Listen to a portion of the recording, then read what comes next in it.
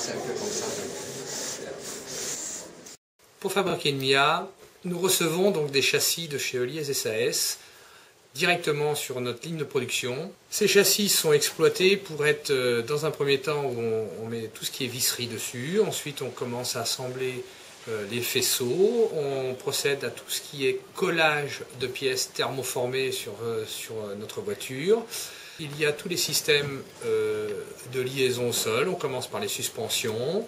Ensuite, nous avançons pour monter ce qu'on appelle le tableau de bord.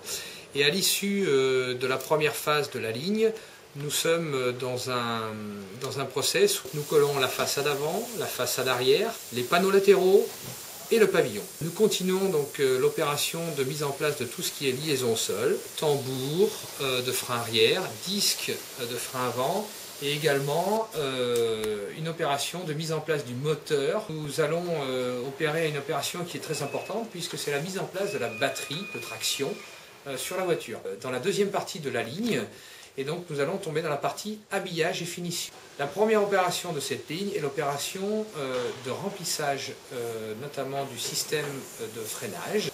Ensuite, nous avons des différentes opérations d'habillement de la voiture pour finir sur ces 4 roues et ensuite un poste de finition dans lequel nous ajoutons les sièges, le volant et les différents éléments de finition de la voiture.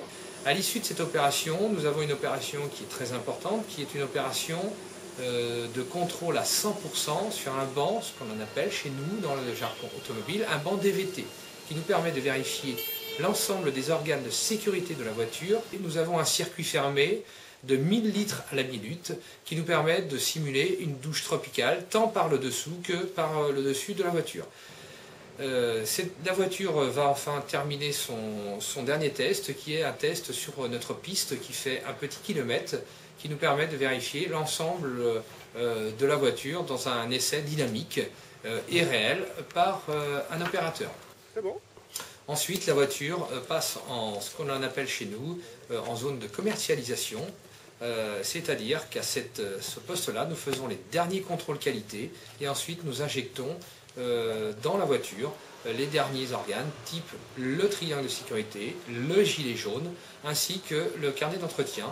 Et on peut considérer qu'à l'issue de cette opération, Monsieur Jean-François Nicolas, notre directeur qualité, signe le document qui certifie que la voiture est conforme à la voiture homologuée et donc la voiture est prête à aller chez le client final.